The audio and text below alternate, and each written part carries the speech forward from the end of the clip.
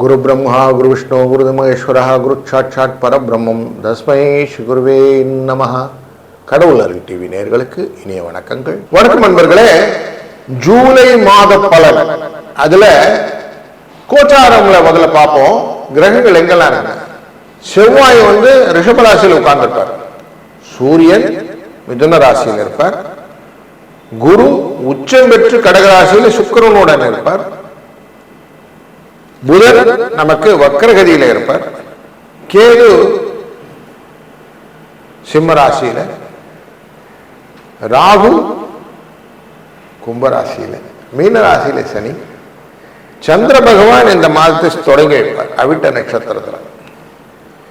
So இந்த ஸ்டேஜில் மகர ராசிக்குள்ளார அவருடைய தன்மை அப்படி ஆரம்பிக்கும். ரேவதி நட்சத்திரத்து வழி அப்படி முடியும் கம்ப்ளீட்டாக.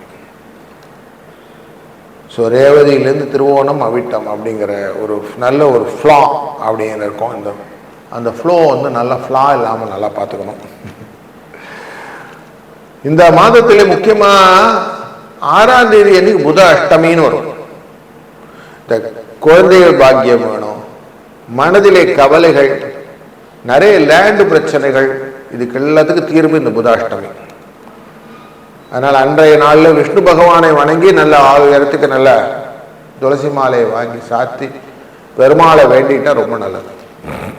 14ஆம் தேதி அமாவாசை, ஜூலை 14. அந்த சர்வ அமாவாசையின் போது நம்ம அமாவாசை திதி தர்ப்பணங்கள்லாம் செய்துவிட்டு நண்பகல் வேலையிலே கொஞ்சம் தான தர்மம் செய்வதனால புண்ணியங்கள் உண்டு.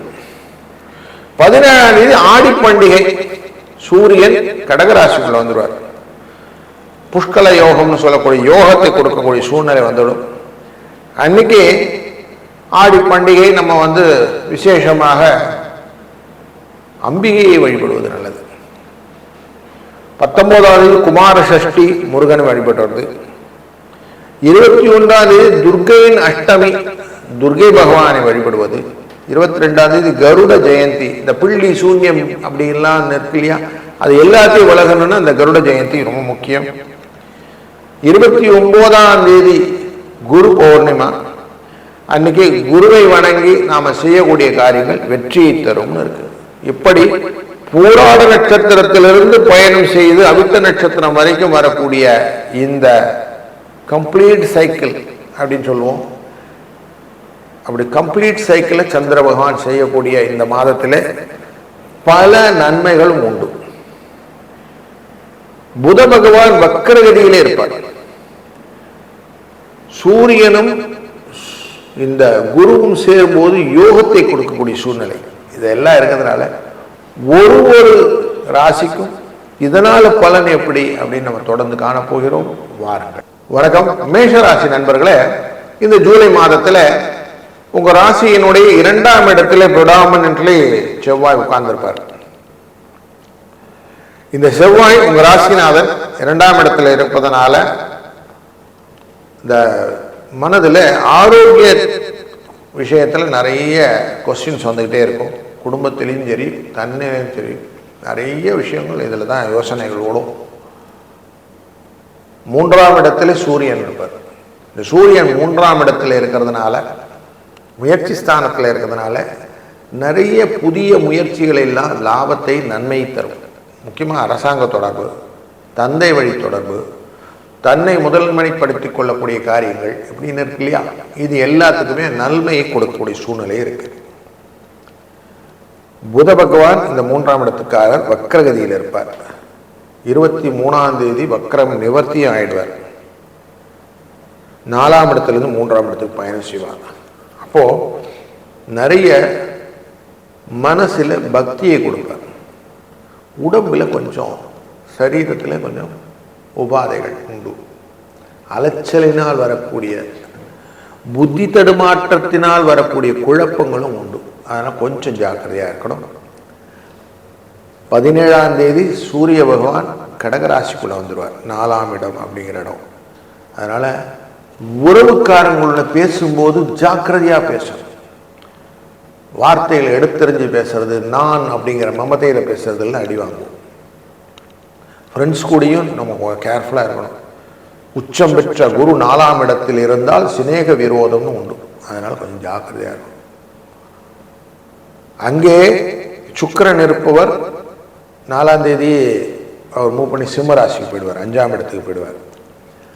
4ஆம் இடத்திலிருந்து 5ஆம் இடத்துக்கு பயணம் செய்வதனாலே உறவுகள் மூலியமாக நிறைய தன வரவுக்கான வாய்ப்புகளை ஏற்படுத்துவார். அப்போ நிறைய சுப நிகழ்வுகளை ஏற்படுத்தக்கூடிய சூழ்நிலைகள் உண்டாகும். கேது 5ஆம் இடத்துல இருந்தால் குழந்தைகள் விஷயத்தில் கொஞ்சம் ஜாக்கிரதையாக இருக்கணும்னு சொல்லும். அப்போ கொஞ்சம் ஜாக்கிரதையாக சில காரியங்கள் எல்லாம் பார்க்கணும், அவசரப்படக்கூடாது, எதையுமே ஆராயணும். குழந்தைகளுக்கு முடியலன்னா ஏன் முடியலன்னு பார்க்கணும், சின்னதாக இருக்கும் போதே சரி பண்ணி விட்டுடணும். 5ஆம் இடத்துக்காரான இந்த புதன் வெறும் வக்கரகதியில் தான் இருக்கிறாரு.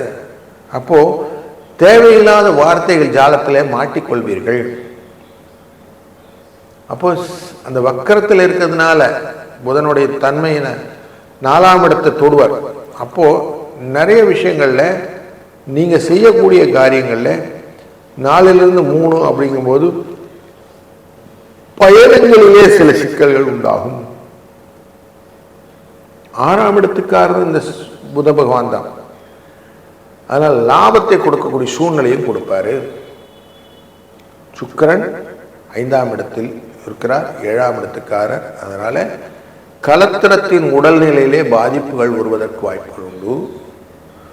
கூட்டாளிகிட்ட கொஞ்சம் மனக்கசப்பு வருவதற்கான வாய்ப்புகள் உண்டு. கொஞ்சம் ஜாக்கிரதையாக இருக்கணும். அஷ்டமஸ்தானத்தை செவ்வாய் பார்த்து கொண்டு இருப்பதனால எந்த ஒரு காரியத்திலும் ஒரு சின்ன கலக்கம் கலகம் இது ரெண்டும் வந்த பிறகுதான் சரியாகும். அதனால் கொஞ்சம் ஜாக்கிரதையாக இருக்க வேண்டிய காலகட்டங்களும் உண்டு. பூர்வ புண்ணிய ஸ்தானத்தை சூரியன் பார்க்கிறார். அதனால பக்தி ஸ்ரத்தையோடு தொழில் ஸ்தானத்தை சூரியனும் குருவும் பார்க்க இருக்கிறார். அதனால எதையுமே செய்யணுங்கிற எண்ணம் இருந்த சம்பள உயர்வு, இடப்பெயர்ச்சி, மாற்றங்கள் இது எல்லாமே தாராளமாக செய்யக்கூடிய மாதமாக அமைந்துவிடும். லாபஸ்தானத்திலே ராகு நல்ல தன வரவை கொடுப்பார். திங்க் பிக் அப்படிங்கிற கான்செப்டுக்கு நல்ல ஒரு வாய்ப்பையும் கொடுப்பார். சனி பகவான் 12ஆம் இடத்தில் இருக்கக்கூடிய காலகட்டங்களிலிருந்து குருவின் பார்வையினாலே கொடுத்த காசை திருப்பி வாங்கிறதுக்கான வாய்ப்புகளும் நிறைய இருக்குது. அப்போது இந்த மாதத்திலே கொஞ்சம் கம்ப்ரைஸாக எல்லா வேலைகளையும் என்னென்ன பண்ணணுங்கிறது அடுத்தடுத்த நிகழ்வுகளாக நீங்கள் வகுத்து கொண்டீர்கள்னா இந்த மாதம் உங்களுக்கு சக்ஸஸ் ஸ்டோரி நிறைய இருக்கும். முக்கியமாக 14ஆம் தேதி வரக்கூடிய அமாவாசையில் தர்ப்பணங்களை எல்லாம் முடித்துவிட்டு தான தர்மங்கள் ஏழை எளியவர்களுக்கு செய்வதும், முக்கியமாக அந்த மாற்றுத்திறனாளிகளை செய்வதும் ரொம்ப கடமையாக வைத்து பண்ணினீங்கன்னா பல கஷ்டங்கள் விலகும்.